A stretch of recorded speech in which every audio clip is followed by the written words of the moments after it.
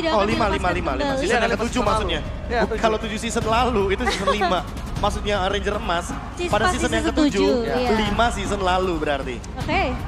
Dan Beatrix tidak akan dilepaskan ke tangan Skylar. Memaksakan Skylar lagi untuk mengambil ke arah Cloud kah? Cloud, Skylar bersama dengan Ravela. Aku nggak tahu kenapa lebih suka Brody di sini. Ya, Karena udah ada edit juga, jadi chain CC-nya bagus banget dan Lancelot juga bisa jadi eksekutor. makanya aku bilang, Bigetron, apakah mereka akan memaksakan Skylar untuk mengambil Cloud kembali dan menutup Brody-nya? Brody yang sempat menjadi pemicu untuk bagaimana Bruno ini bakal benar-benar kesulitan di landing phase. Atau jangan-jangan nanti akan muncul hero baru dari sosok Skylar yang belum terpikirkan oleh kita semua, apalagi kebetulan RRQ last pick. Skylar dengan Ixia. Itu. Kita, langsung di-ban Ixianya. Langsung di ban. Baru kepikiran ini nggak ada yang bisa langsung ke belakang. Yes. Backlanernya juga begitu kuat adanya Rafaela dan juga edit yang bisa jadi cover. Ixianya ditutup Coach Aldo. What happened? Sudah memprediksi itu semua, Be. Wah, baru disebut namanya. Oke, kalau mereka ingin bermain dengan front to back, ada sebuah Ya. sosok itunya Ixia. Kari, bagus. Kalau mau ada 3 opsi kalau menurut aku ya. Kari, Brody, satu lagi memang sulit tapi ini sangat berada di posisi yang sangat tepat. Melissa. Melissa yang sudah lama kita tidak lihat. Bisa memicu juga bagaimana time journey dengan area of effect-nya. Tapi Farsha dari Deden from Bogor kali ini sudah muncul. Farsha dengan area of effect artillery. Dengan Purify juga dia bisa survive dan Holy Healing yang akan membuat dia jauh lebih kuat dalam teamfight jangka panjangnya. Dan ini akan mensecure posisi dari Edit, akan dimainkan oleh Banana. Karena Rafaela akan jatuh ke tangan dari Naomi. Dan Farsha yang memiliki high ground impact untuk tim RRQ. Dan sementara Akai Dan Uranus. kan diamankan oleh Super Kari Ken. sih kalau kayak gini. Iya, ini Ini Kari Kari adalah yang pick bagus yang sih. paling aman banget untuk RRQ. Melihat potensi dari 2 hero frontliner yang bisa ditumbangkan dengan instan. Tapi kalau misalnya mau hindari sosok Aka ya Melissa. Melissa bagus, Cloud juga masih ada, tapi ya balik lagi. Cloud- Di sini bakal berat banget gamenya. Oh, 2 kali sudah dipick, belum ada kemenangan dari Cloud Skylar. aku lebih merasa Kari di sini lebih efektif sih. Apalagi mereka juga punya Rafaela yang dimana sebenarnya coverisasi dari Naomi ini harusnya udah mulai bisa di-build semenjak mungkin early moment ya. Atau bermain dengan jarak, Leslie mungkin, tapi Brody yang paling aman. Dan dari awal kita udah sempat mention, Brody paling nyaman bersama dengan Rafaela. Team fight-nya bagus dan tidak melupakan bagaimana efek dari torn apart memory yang jaraknya pun tidak kalah dengan Bruno. Sehingga inilah dia draft game yang ketiga dengan draft index yang sangat terlihat dari segi ofensif RRQ akan lebih menabrak di early game. 2 menit awal, Turtle yang pertama akan menjadi acuan. Snowballing atau terguling. Wow, ini akan menjadi bukti dan kita akan menjadi saksi di game ketiga kali ini. Apakah reverse sweep bisa kita saksikan dari sisi sang raja atau sang robot merah yang ternyata akan membantah itu semua dan mengamankan 3-0 mereka. One last chance. Satu nyawa terakhir untuk RRQ dan match point untuk Bigetron Alpha. So, FPL Playoff Arena, mana tepuk tangannya? Let's go menuju ke arah Land of Down. Wah, aku sudah tidak sabar untuk melihat game yang ketiga kali ini. Karena ini akan menjadi penentu titik yang akan kita saksikan. Apakah menjadi titik terendah atau titik tertinggi? Bounce back yang dicari oleh RRQ saat ini. Melihat bagaimana keadaan mereka yang lagi under pressure. 2-0 pun sudah ada di tangan dari Bigetron Alpha. Serta rotasi yang mulai tercipta. Pressure di area gold lane. Digi Bruno. Metode rank games yang sering kita saksikan. Dan bahkan sudah mulai tercipta di area gold lane-nya. Oke, dibalik itu semua dengan prediction yang tidak berubah. Apakah para pasukan Bigetron Alpha kembali mencoba memberikan pressure. Kali ini seperti kata Profesor, ketika Naomi tidak bermain dengan hero pick overnya, ini bukan power Naomi, ini bukan permainan nyaman Naomi, Momochan. Iya, Dan sekarang seperti yang aku udah bahas, Naomi akan langsung bisa melakukan cover ke arah laning dari seorang Skylar. Oke, tapi di arah bottom lane, Clay mensambut itu semua dan Flicker bahkan harus digunakan oleh seorang Sober Key untuk menyelamatkan dirinya dari ganking yang cukup berbahaya di arah bottom lane. Oh, rotasi Belum agresif. terjadi, tapi Retribution telah dikeluarkan. Deden from Bogor menjadi sebuah jawaban dan Happy Speed. Ternyata kali ini berhasil melakukan first blood, tapi dibalik itu semua Super Ken akan coba diganyang. Tidak ada jalan untuk pulang dan bahkan Skylar berhasil melakukan 1 point kill. Mundur ke arah belakang dengan damage yang besar, tapi mengeluarkan Flicker menjadi sebuah jawaban untuk Digi dan juga Bruno kalau mereka bisa memakan Skylar. Wah, apakah terlalu memaksakan untuk menumbangkan Clay tadi, Prof. KB? Wah, ini jatuhnya malah mematikan rotasi dari Clay dan membuat Clay benar-benar berada dalam under gold condition. Naomi mau tidak mau kali ini harus melakukan sharing terhadap rotasi yang nantinya agak sedikit beresiko menuju ke arah Turtle. Karena daripada nantinya 3 lawan 4 di area Turtle, RRQ bakal kalah dari segi jumlah. Dan Moreno benar-benar memberikan pressure terhadap Clay-nya agar tidak hadir di setup Turtle kali ini. Tapi pertukarannya ke arah Super Ken, Prof. KB. Gak masalah. Lagi dan lagi rotasi dipegang sama Varsha. Oke, nampaknya di depan sana. Langsung ada satu Retribution from Super Ken kembali. Untuk ke arah Persik masih ada Puncher. Dan ternyata tidak ada jalan untuk pulang. Persik, where are you going? Nowhere to run. Dan bahkan kali ini Super Ken kembali membalaskan kematiannya di early round. Kita melihat Persik yang berhasil di-lock dengan adanya satu buah heavy spin. Bahkan Sive mendapatkan full plating di area bawah. Ini di bawah menit yang ketiga dan hampir menghancurkan seluruh turret di area gold lane. Berhasil dilakukan, artinya nanti akan ada rotasi menuju ke arah XP lane dengan plating yang sama. Super Sorizo bisa saja langsung hadir di area bottom lane. Dan bahkan di depan sana Super Sorizo akan membuat pergerakan yang sangat berat untuk Persik bisa mundur ke arah belakang. Zoning out, distraksi, pengalihan semua yang diberikan dan bahkan untuk menumbangkan Super Sorizo. Dia membutuhkan banyak banget power. Lihat sampai saat ini Persik yang bahkan kewalahan. Dan dia berhasil mendapatkan Retribution. Tapi dia tidak akan cukup untuk bisa bertahan dengan Super Sorizo karena onward yang gak berhasil. Didapatkan Banana, kepentok tembok. Kalau tadi onwardnya berhasil, ternyata bukan kepentok tembok tapi Purify. Ya. In the right time. Diaktifkan di momen yang tepat dengan kali ini gerakan dari Shiva yang sudah sangat-sangat bold akan bergerak ke arah top lane. Time Journey save the day. Membuat seorang Super Ken kali ini mundur ke arah belakang dan bahkan berhasil kabur. Tidak dapetin satu point kill, tapi Purple Buff selamat. Meskipun begitu dia mengeluarkan Time Journey. Itu adalah sebuah hal yang harus dilakukan Super Key, mau tidak mau. Mau tidak mau daripada nanti dia harus kehilangan lagi Super Ken untuk kedua kalinya. Dan malah membuat snowballing effect bagi Persik. Lihat lagi dan lagi di area mid lane. Clay mau tidak mau harus mengeluarkan flickernya hanya untuk bertahan hidup. Dan Super Ken hanya memberikan pressure, memakan gold shield turret sehingga 1.500 gold di early game bukanlah hal yang mustahil bagi Bigetron Alpha. Tapi pressure yang dibawakan sama Bigetron Alpha ini ngebuat Persik udah mulai ketinggalan dari segi level. Iya, itu jelas banget dari segi level, dari segi bagaimana farming di early gamenya. Dan jangan lupakan Skylar yang sendirian. Flicker. Gila, 3 orang standby on position.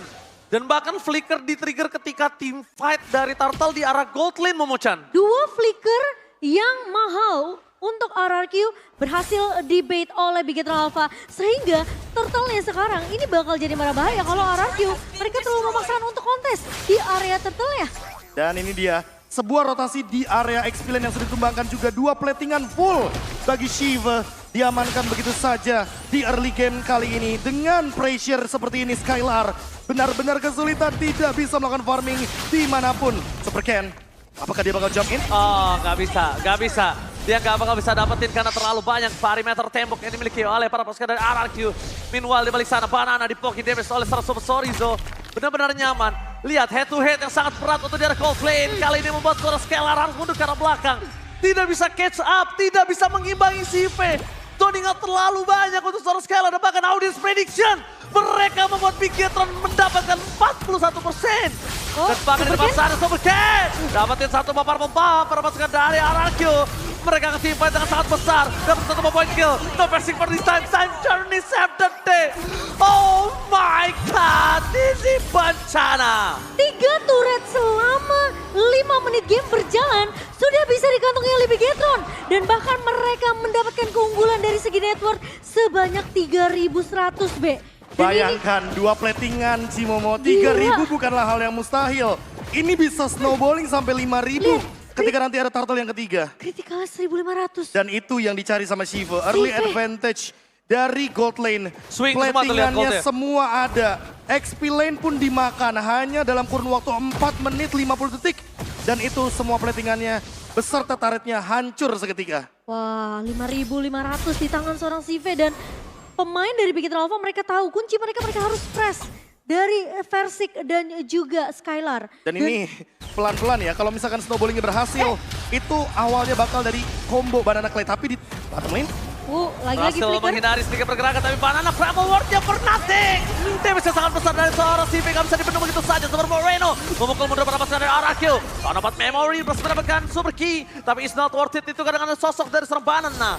Yap, dan bahkan Chorizo juga udah mulai datang untuk mengganggu invasi ke area jungle dari tim RRQ. Sementara Big Hero Alpha, mereka cukup dengan metode pick off satu persatu aja, Be. iya satu persatu mulai dari Banana. Karena balik lagi, ini bukan Naomi yang bakal buat setupnya, tapi Banana. Betul. Dengan editnya, dengan onwardnya. Dan jangan lupakan bahwa super key tidak memicu sama sekali time journey-nya. Masih disimpan.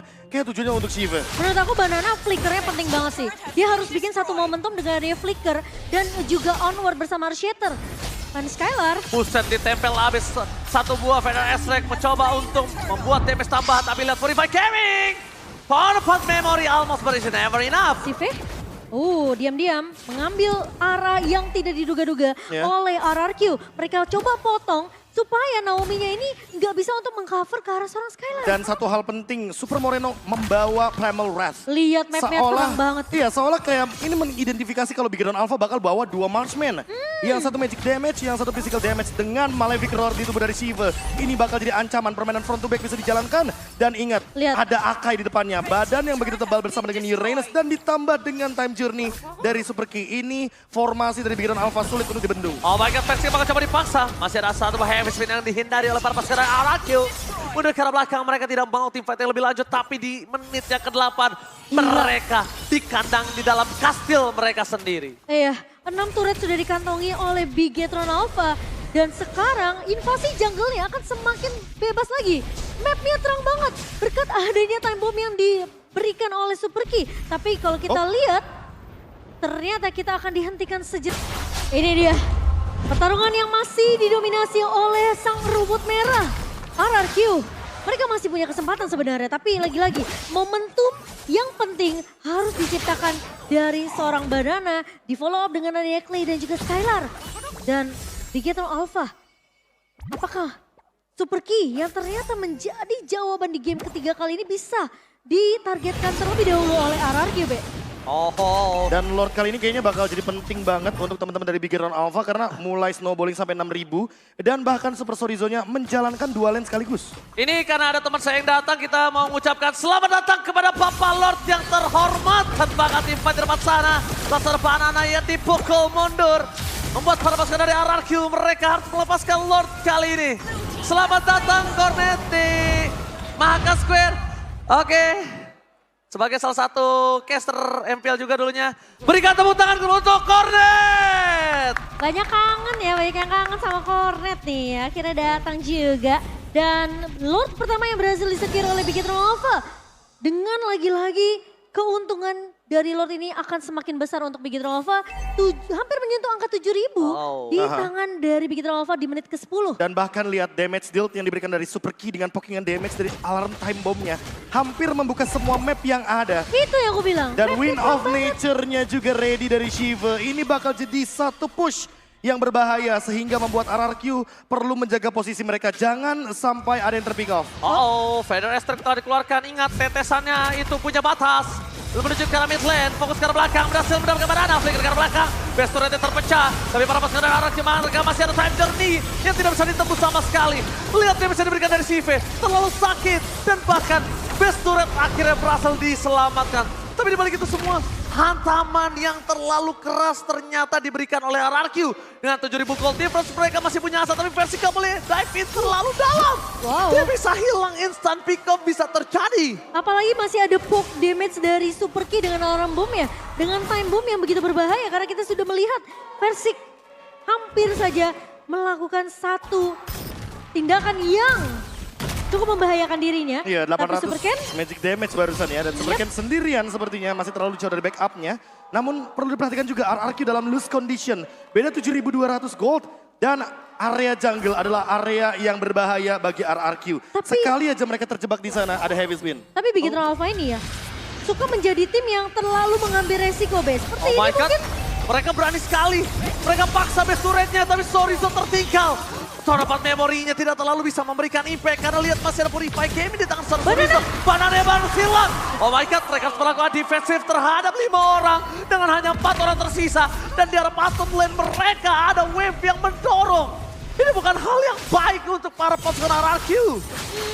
Ini kalau kita mempertanyakan dari Bigetron Alpha, mereka yang terlalu mengambil resiko untuk menghancurkan turret base di area mid, mereka juga melakukan hal yang sama. Dan kehilangan banana kali ini, sementara laning di area bawah akan coba dipush oleh Bigetron Alpha. Tapi Sorizo terlalu depan, ingat Skylar, ini bisa menandakan 4 stack marknya loh. Dan damage dari seorang Skylar dengan top up memory tentunya bisa aja menumbangkan seorang Sorizo. Tapi Iya. satu hal yang cukup menakutkan adalah kalau mereka dipaksa keluar dari kastilnya.